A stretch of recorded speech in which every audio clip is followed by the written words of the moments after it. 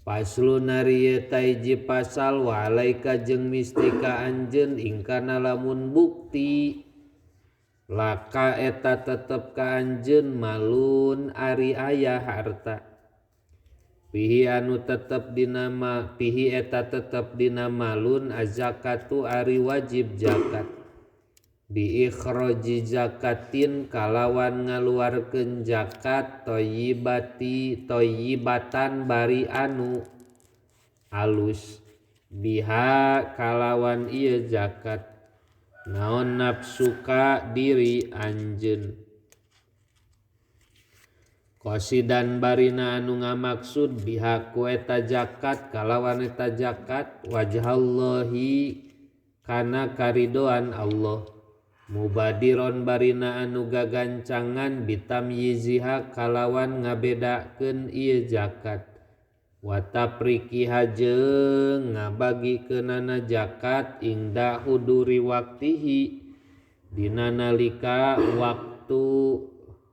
nalika datang waktu na tafrik min ghairi ta'khirin tina henteu diakhirkeun baca barang.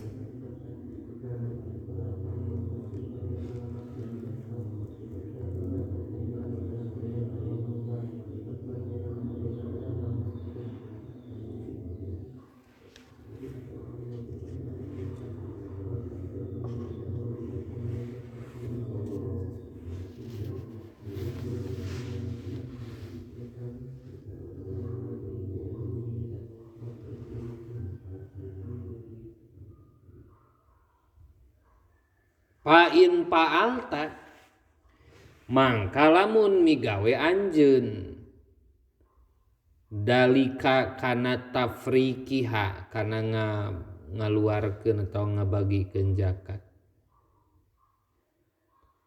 darroj mangka tangtu ngocor alaika ka anjeun naon albarokatu pirang-pirang kaberkahan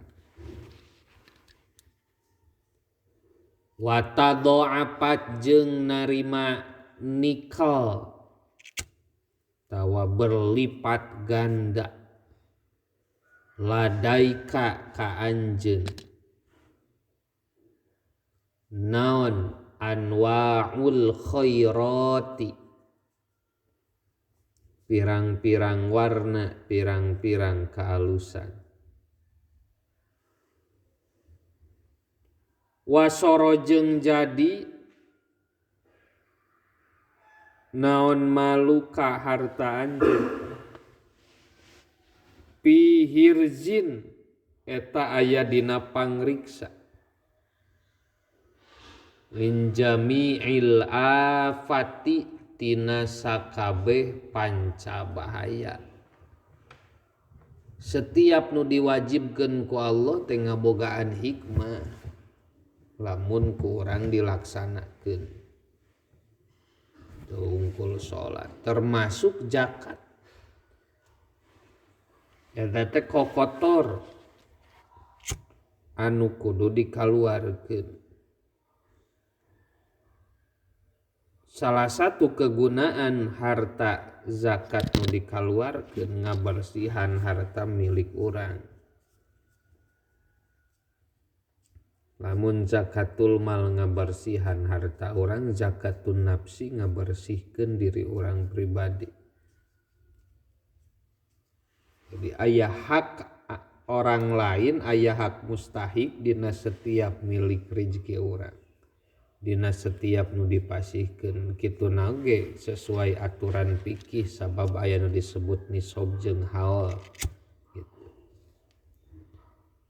Ngan ameh nalika urang jadi jalma beunghar geus siap ngaluarkeun zakat ayeuna keur jadi can jadi jalma beunghar biasakeun mere maweh ka batur sodako Lamun tina duit 10.000 berarti 250 perak bikin diajar teh kana ameh nalika beunghar teh moal kaget ngaluarkeun zakat. Jadi ulah asa milik urang kabeh ari loba mah. Aya hak mustahik anu dititipkeun ku Allah ka urang. Tatina ngalaksanakeun zakat darraj alaikal barokah wa tado'afa ladaika anwaul khairat. Nu kahiji tina zakat teh bakal nimbulkeun mang pirang-pirang barokah.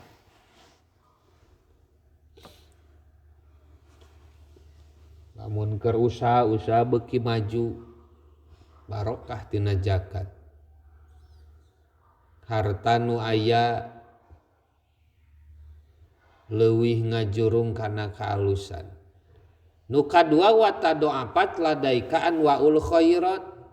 Tina zakat teh tiklan pirang-pirang kaalusan bakal dibikeun ku Allah. Nu katilu wasoro malika pihirzin. Harta banda nu aya di urang nu dititipkeun ku Allah aya dina pangriksa mantenna. Ta eta salah sawios diantawis kunaon hikmah kunaon diwajibkeun zakat. Wa alaika jeung misti ka anjeun bitamyizi zakati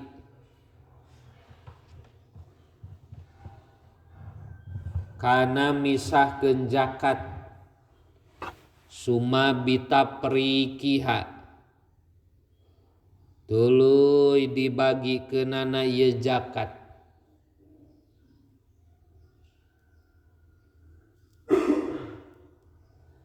Wajtanib jeung kudu ngajauhan anjeun makana perkara yapalu anu migawe hu kana ma saha ba'du abnaid dunya sawarehna pirang-pirang anak dunya. Jalma beunghar disebutna teh abdi dunya, abna dunya, budak dunya. Wa zalika jeung ari itu mayap aluhu eta anna ahaduhum sanyana salah sahijina ieu abna la yumayyizu eta tara misahkeun ieu abna azakatat kana zakat an malihi tina hartana ieu ahad. Nu tara ngaluarkeun di zakat tina hartana disebutna abna dunya, budak dunya. Dikokop we hayuh dikeupeur. Padahal cek tadi aya hak batur anu dititipkeun ka urang. Walakin yasiru jeung tatapina jadi ieu si ahad. Kullama sodapa samang-samanggihan ieu si ahad. Mustahikon ka mustahik zakat kanu nampa zakat. Nu 8 asnaf teh. A'to mangkamikeun ieu si ahad. Hu ka ieu mustahik. Qiston kana hiji bagian. Wajasiba jeung ngitung wahasiba jeung ngitung-ngitung si ahad hu kana kistun hatta yastaufi sehingga yen nyampurnakeun ieu ahad al qadra kana ukuran, al wajiba anu wajib, wala takulu jeung ulah ngadahar anjeun, min samarika tina bubuahan anjeun, wa zar'ika jeung tina hasil tanaman anjeun, aladi anu yaji'u anu datang ieu ladi nisoban kana nisob, ingdal hasodi dina nalika panen, ba'da buduwi sholahihi dina sabada tembong kapantesan ieu ladi, hatta ta'lama saingga yen nyaho anjeun, al qadra kana ukuran, al wajiba anu wajib, japan bari anu garing, wa in aradta jeung lamun ngamaksud anjeun, anta kula kana yen dahar anjeun, min syajaratin tina hiji tangkal muayyanatin nu ditangtukeun, fala yajibu mangka teu wajib alaika ka anjeun, naon anta'rifa yen nganyahokeun anjeun, ilal qadra kecuali kana ukuran al wajiba anu wajib, minha tina eta syajarah pakot wungkul. Dina bab zakat dina fikih aya nu disebut nisab jeung kategori tanaman atawa hasil pepelakan anu dikaluarkeun zakatna termasuk bubuahan.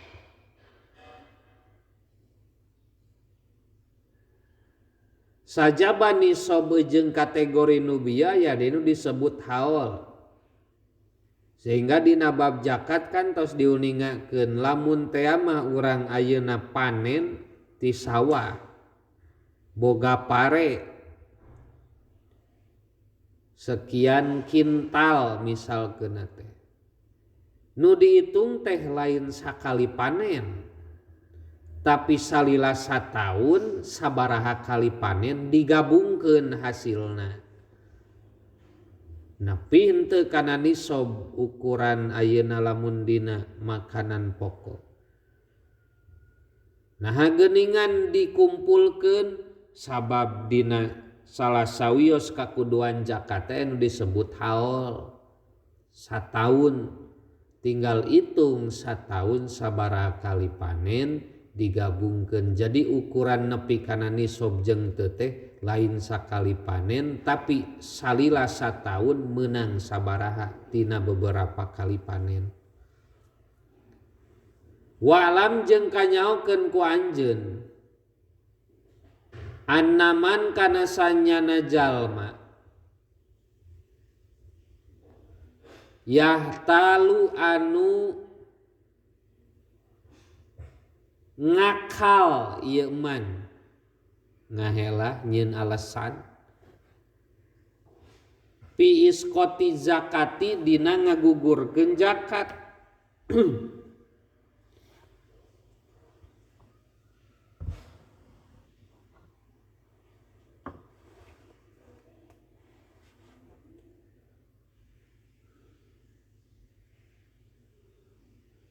Bihibatin kalawan hibah, hadiah hibah, wanawiha jeung saumpamana hibah, au yu'ti atawa mikeun ieu si jalma, hak kana zakat goirol mustahikina kasalianti mustahik.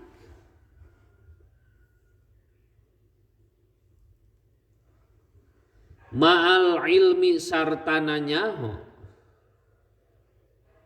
ayu pariku atawa ngabedakeun ieu si jalma ha kana zakat ala muqtadul hawa natepan kana hawa nafsuna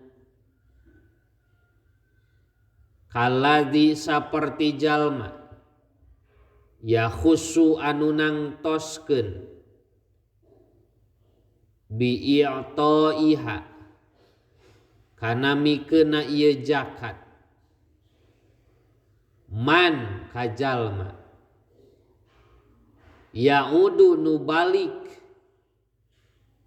ilaihi ka ieu man naon naf'un kamanfaatan minhu ti ieu man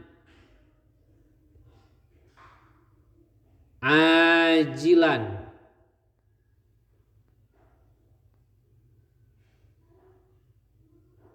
nalika di dunia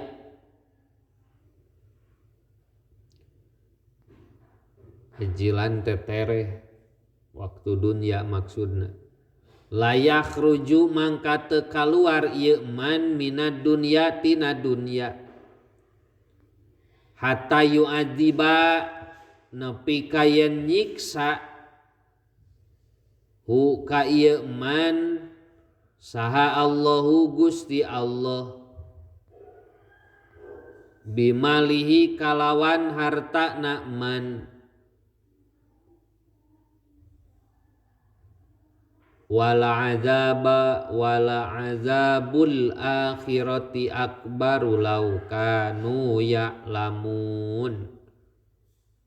Ayat Al-Qur'an wala azabul akhirati jeung yakin ari siksa di akhirat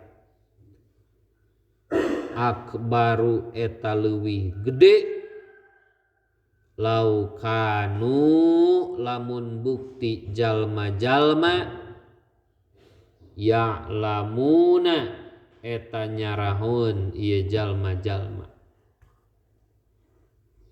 Surah Al-Qalam ayat 33.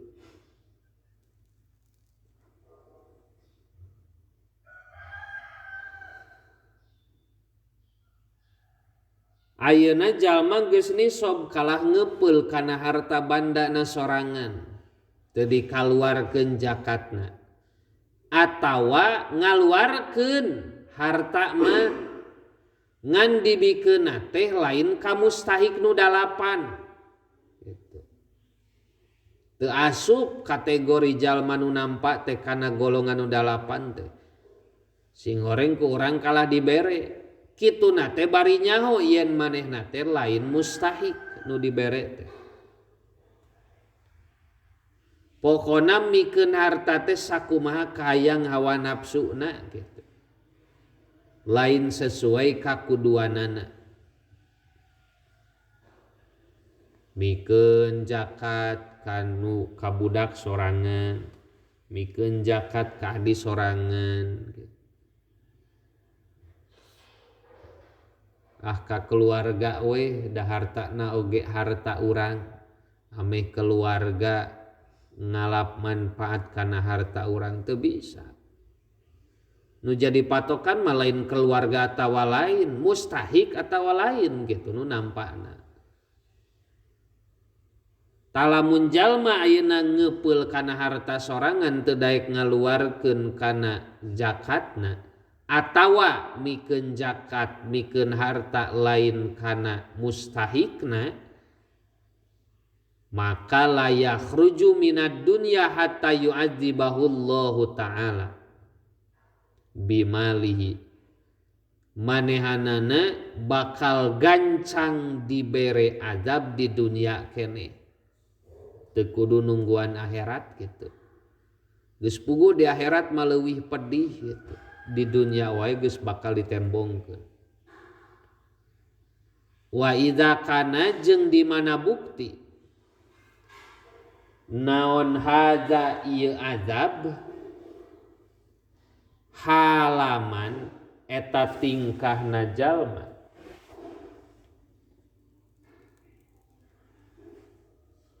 yakhruju nu ngaluarkeun ieu man ha kana ieu mal atawa kana ieu zakat ala ghairil wajhi kana lianti jalana al masyru'i nu disareatkeun fakai payakunu mangka kumaha bukti naon haluman tingkahna jalma la yukhriju nu teu ngaluarkeun ieu man az-zakata kana zakat aslan sama sekali.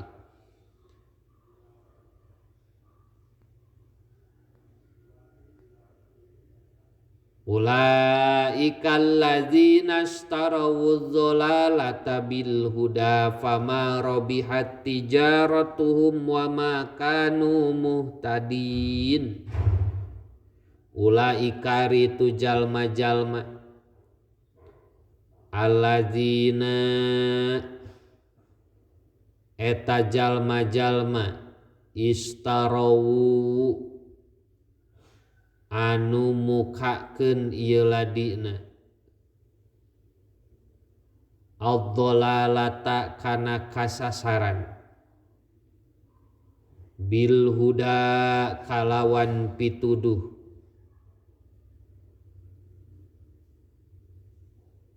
pamarobihat mangka eueuh batian naon tijaratuhum dagangna ieu ladina wa makanu jeung teu bukti ieu ladina muhtadina eta pirang-pirang nu meunang pituduh wa qad taqarrara jeung nyata geus jadi kamistian naon annamani az-zakati sanyana anu nyegah zakat qarinu tariki sholati eta babaturan nu ninggalkeun salat bisirri dina gorengna wa qad qatala jeung nyata geus merangan saha Abu Bakrin Sayyidina Abu Bakar mani'iz zakati ka anu nyegah zakat wasamma jeung merengaran Abu Bakar hum ka ieu mani zakat ahlar ridati ka ahli murtad naudzubillah dagangan moal meunang bati moal barokah pituduh ti Allah moal katampa lamun urang ngeupeul maneh kana harta sorangan tegasna teu daek ngaluarkeun kana zakat ku Abu Bakar dibere pangkatna ahlur ridah jalma anu tara zakat teu beda saperti martabatna jalma anu ninggalkeun kana kawajiban salat dina pada gorengna sarua eta oge disebut ahlur ridah ahli murtad gitu. Maka nu tadi di mana urang can ari beunghar mah can ari nisob mah biasakeun sodaqoh biasakeun ngabungahkeun batur ameh urang di mana geus beunghar teh moal reuwas ngaluarkeun zakat sabab dina harta urang aya hak mustahik anu peryogi dipasihkeun ka masing-masing. Wa alaika jeung mesti ka anjeun bi ikhraji zakatil fitri kana ngaluarkeun zakat fitrah wa angkul liman jeung ti setiap jalma-jalma talzamu anu misti ka anjeun naon napaqatuhu napakahna ieu man wazalika sareng ari itu zakatul fitri inistata'ta eta lamun mampu anjeun. Walaika jeung misti ka anjeun bil iksari kana ngalobakeun minas sodaqoti tina sodaqoh wabit tasadduqi jeung mikeuna sodaqoh alal arhami ka pirang-pirang baraya al muhtajina pirang-pirang anu butuheun wa ahlil khairi jeung ka ahli kaalusan al mukillina anu nyaetikeun kana harta khususon terutama fa inna sodaqota mangkasanya nari sodaqoh tazku eta ngabersihkeun ieu sodaqoh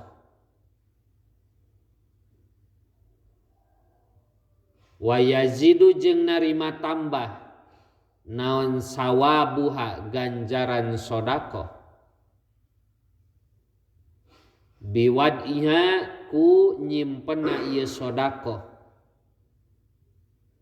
bimisli hadhil mawadi'i dina contoh ieu pirang-pirang tempat. Walaika jeung misti ka anjeun bitasadduqi kana sodaqoh bima kalawan perkara tuhibbu nu mika cinta anjeun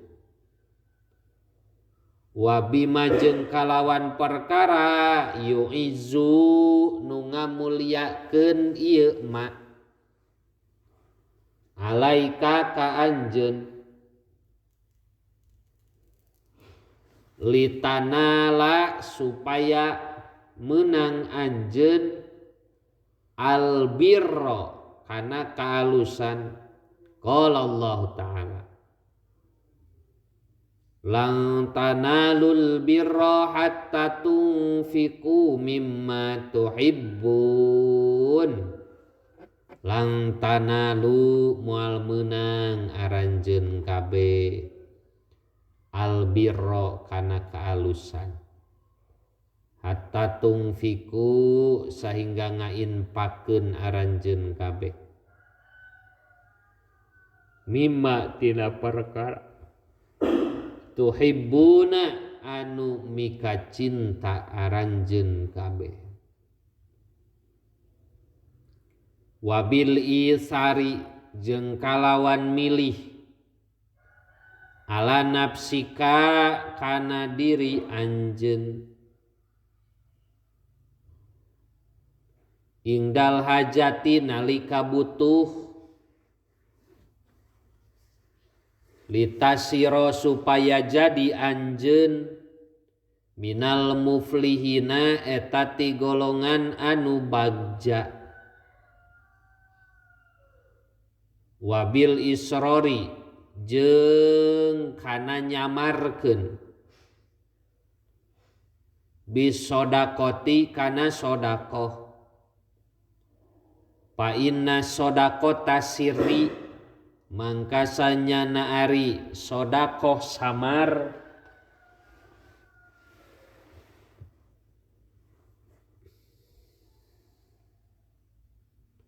tutfiu eta maremkeun ieu sedekah godoba robbi kana bendu pangeran wa tudha'afu jeung ditikelkeun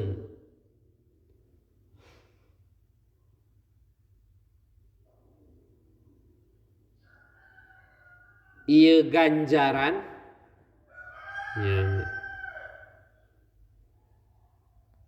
ala sodakotil alaniyati ngelehkeun sodakoh tetemrakan bisa baina kalawan 70 naonana di'pan tikelanana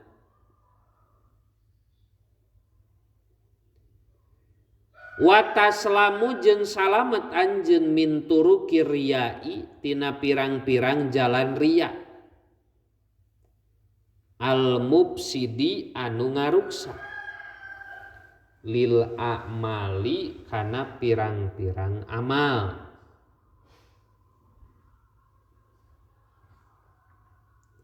aya deui zakatul fitri wajib dikaluarkeun ku urang jeung wajib ngaluarkeun jang jalma nu dinapakahan ku urang sapertikeun pamajikan jeung budak nu wajib ngajakat fitrahana teh salaki mantap lamun enteng ke geus kawin teu kudu nyahoeun oge pamajikan mah jeung ulah ngutus pamajikan mikeun zakat fitrah kumaneh we sorangan niat abdi mitrahan ngazakat fitrahan pamajikan sabab wajibna teh ka jalma nu wajib nganapakohanana nya urang nu jadi salakina nu wajib nganapakohan termasuk ka budak salajengna iksar minas sodakoti wabit tasoduki alal arham ade beda tadi dina zakat mah ukuranana lain keluarga tapi mustahik atau lain gitu ulah kena keluarga tuluy pangeulana dibere zakat teu bisa da ukuran dina zakat mah mustahik kagolongkeun teu nu dalapan teh lain keluarga tawan teh nah lamun sodakoh mah justru arham nu pangutamana teh saha arham teh nu boga tali persaudaraan jeung urang ka pamajikan ka budak ka dulur eta teh sodakoh nu paling hade ka keluarga teh jadi lamun dina sodako mah arham ukuranana saha arham teh baraya bahasa urang mah dulur we geus gitu heulakeun sodakoh maka dulur ari zakat mah ka mustahik lain dulur ukuranana ari kitu mah nya dulurnya mustahik buru-buru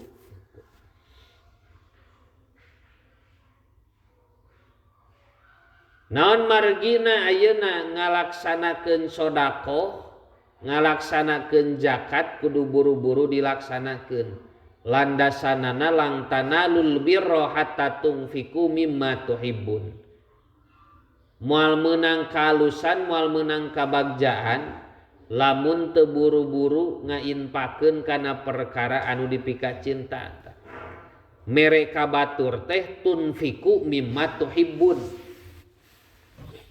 nu dipika resep nu dipika nyaah ku urang teh dibikeun ka batur urang mah sabalikna nu geus teu pati kapake nu geus teu pati resep urang nu geus pati bosen urang kakara dibikeun ka batur kuduna mah mere teh nu dipang dipika resep ku urang kitu bikeun ka batur teh kuduna mah nu kitu